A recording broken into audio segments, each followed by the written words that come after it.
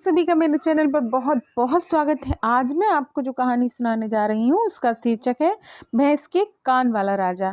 तो चलिए शुरू करते हैं कहानी शुरू करने से पहले मेरी आपसे रिक्वेस्ट है, प्लीज़ मेरे चैनल को लाइक शेयर एंड सब्सक्राइब करें प्लीज़। तो चलिए शुरू करते हैं आज की कहानी। एक था राजा, नाम था माडकुन। ये सलोना, नवयौवना, संपन्न और भला था। प्रजा उस पर प्रसन्न थी। वह उसे प्यार से माडकुन राजा कहती थी। उसका मंत्री बहुत ही दुष्ट और बुरे विचारों का था। वह जनता में राजा के प्रति घृणा फैलाकर स्वयं सिंहासन पर बैठना चाहता था। यह कैसे संभव होगा, वह सोचने लगा। आखिर में मंत्री ने दिमाग में एक बात आ गई। राजा कुंवारा था। मंत्री ने उसे नाच गानों पर लगाया, मदिरा पान और पाप कर्मों में अभ्यस्त कर दिया। राजा को यह पापमय जीवन भाने लगा। राजा प्रजा को भूलकर पाप कर्मों में ही लगा रहता। देश में अराजकता फैल गई। मंत्रियों और सभासदों ने जनता पर काफी जुल्म ढाए। जनता राजा के पास दुहाई देने गई, पर वह अपनी ही ऐशो आराम में मस्त था।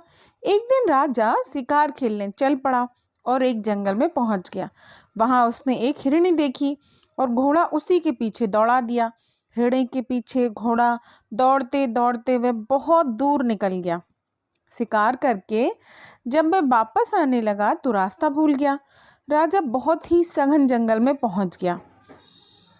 ना आगे बढ़ सकता था ना पीछे। जंगली जानवरों की आवाजें चारों ओर से आ रही थी। अंधेरा छाने लगा और राजा भयाक्रांत होने लगा। दाएं बाएं देखने के बाद उसने दूर एक पहाड़ की चोटी पर प्रकाश की धीमी धीमी किरण देखी। उसकी तेज धड़कन कुछ शांत हुई। घोड़ा को वहीं छोड़ वह धीरे धीरे व डरते डरते उस स्थान पर पहुंच गया। उसने एक कुटिया में दिया जलते देखा। दम साधा और खांसने खूंसने के बाद वह द्वार पर दस्तक दी। शीघ्र ही एक महिला ने खिड़की से झांका। राजा ने उसे देखा तो मंत्रमुग्ध सा देखता ही रह गया।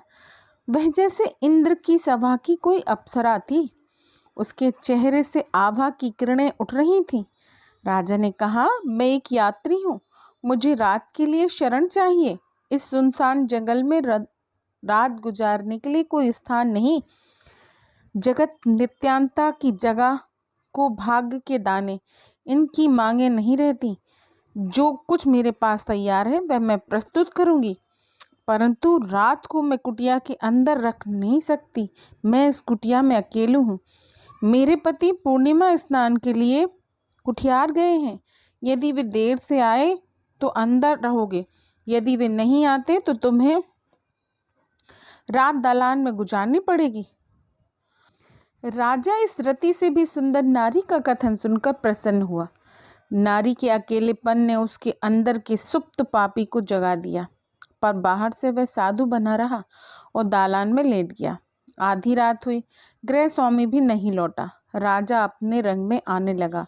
उसने द्वार को धक्का मारा। अंदर से सांकल चढ़ी थी, इसीलिए उसके दिमाग में दूसरा विचार आया। वह छत पर चढ़ गया। एक फट्टा उठाकर कमरे में कूद पड़ा। अंदर वह सलोनी अपनी साधना में लीन थी। कूदने की आवाज से उसका ध्यान साधना से हट गया। आंखें खोली और यात्री को कमरे में देखकर बोली, हे राजन, तुम कितने कुकर्मी हो। जिस वृक्ष ने तुम्हें छाया प्रदान की उसी की जड़ें काटते हो। होश में आ जाओ, आगे नहीं बढ़ना। पर अंधा बैल सही रास्ते पर कैसे चले। राजा ने आव देखा न ताव और उसके पास जाकर पकड़ने का यत्न करने लगा। ज्यों ही उस महिला के इर्द गिर्द आग की ज्वालाएं प्रकट हो गई। राजा मंत्र कीलित सा खड़ा रह गया। कुछ क्षणों में वह कमरे के बाहर आया। लपटें तेज हुई और उस सिंदरी के शरीर को भस्म करने लगी। राजा भयभीत हो वहां से भाग निकला। भागते भागते उसने ये शब्द सुने, जा तुझे इसका फल मिल जाएगा। पौ फटने पर राजा अपने शहर के समीप पहुंच गया। वह बहुत थका हुआ था। उसने एक वृक्ष की छाया में विश्राम किया। बैठते ही उसे नींद आ गई और घोड़े बेचकर सो गया। जब उसकी आंख खुली तो दिन काफी चढ़ चुका था। वह तुरंत उठकर खड़ा हुआ और शहर में चल दिया। जब वह शहर में प्रविष्ट हो गया तो उसकी आंखों तले अंधेरा छाने लगा। समूचा शहर उसके पीछे चलने लगा। कोई कहता यह कोई प्रेत है, कोई उसे भूत कहता। कई लोग यह कहते कि शहर में कोई दैत्य घुस आया है। माताओं ने अपने बच्चों को छिपाकर रखना शुरू कर दिया। कुत्तों ने उसे देखकर रोना प्रारंभ कर दिया। राजा इस बात पर चकित था कि मुझे क्या हो गया? क्या मैं कल का राजा नहीं हूँ? बाजार में किसी लड़के ने उस पर पत्थर चलाया, जिससे उसके चेहरे से खून टपकने लगा। उसने चेहरे को हाथ लगाया और हैरान रह गया। उसके चेहरे की बनावट बदल गई थी। चेहरे पर घोड़े के अयाल सरीखे बाल उगाए थे। एक जगह पहुंचकर उसने नजर दर्पण पर पड़ी। उसके पैरों तले की मट्टी खिसक गई।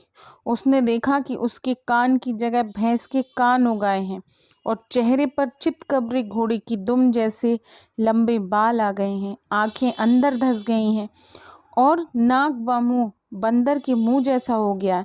वह स्वयं को नहीं पहचान पाया। चारों ओर से लोग इकट्ठा होने लगे। इतने में राजा के सिपाही आ गए।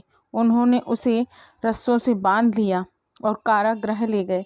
दूसरे दिन जब उसे दरबार में लाया गया तो मंत्रियों और दरबारियों ने निर्णय दिया कि इस बला ने हमारे राजा को मारा है और उसके वस्त्र स्वयं पहन लिए हैं, इसीलिए इसकी हत्या तुरंत कर देनी चाहिए। राजा ने जब यह निर्णय सुना तो उसे बचने का कोई आशा न रही। अभी भी उसकी जिंदगी में 5 दिन शेष थे। कारण यह था कि इस देश का नियम था कि सजा सुनाने के 5 दिन बाद ही अपराधी को फांसी पर चढ़ाया जाता था। कैद में राजा बचने की कोई युक्ति सोचने लगा। सोचते सोचते उसे एक विचार आया।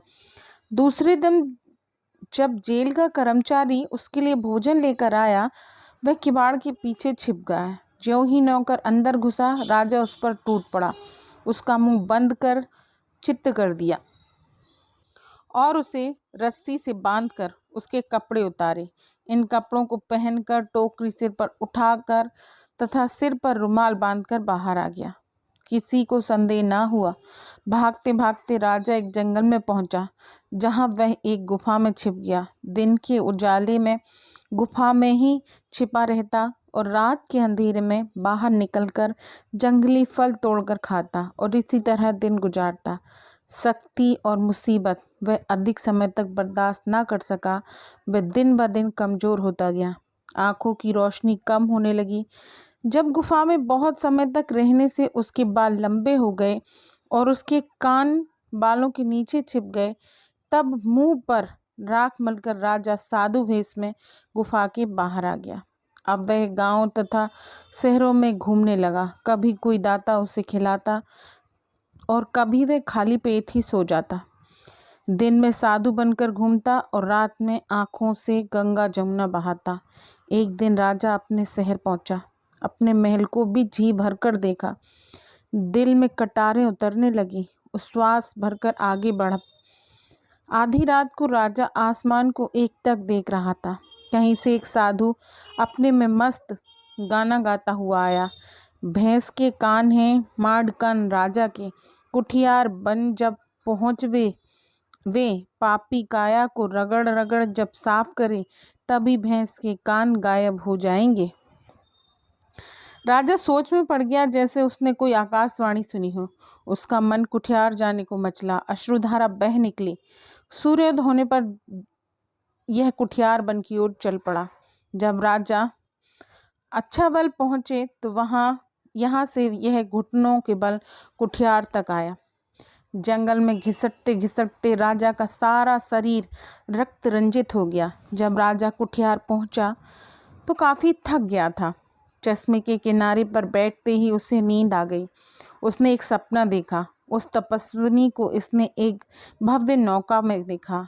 इस नौका को देख देवता खे रहे थे। इस तपस्विनी की दृष्टि राजा पर गई और उसने नौका को रोकने के लिए कहा। राजा माडकन इसके पास रोते रोते आया और चीखा, देवी मुझ पर क्षमा कीजिए, मेरे पापों की ओर ना देखिए। राजा खून के आंसू रोने लगा। इस तपस्विनी ने हाथ में तनिक सा जल लिया और इसे राजा के चेहरे पर फेंक दिया और इसी तरह सपना समाप्त हुआ। पानी के छींटों से राजा को जाग आ गया। उसने वृक्ष पर एक घोड़ा देखा। इसी में से पानी की एक एक बूंद उसके चेहरे पर गिर रही थी। घड़ा देखा, उसमें से पानी की चेहरे बूंद एक एक उस पर गिर रही थी। इस पानी ने उसका मुंह धुल गया। उसने चेहरा पोंछा।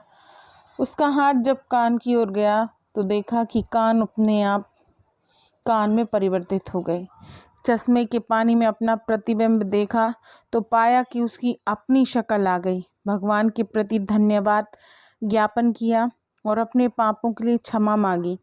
मन अपार हर्ष से भर गया, आंसू छलके। काफी समय बीत जाने पर राजा अपने शहर लौटा। जनता ने जब अपने भूपति को देखा, वे फूले न समाये, प्यार भरा स्वागत दिया।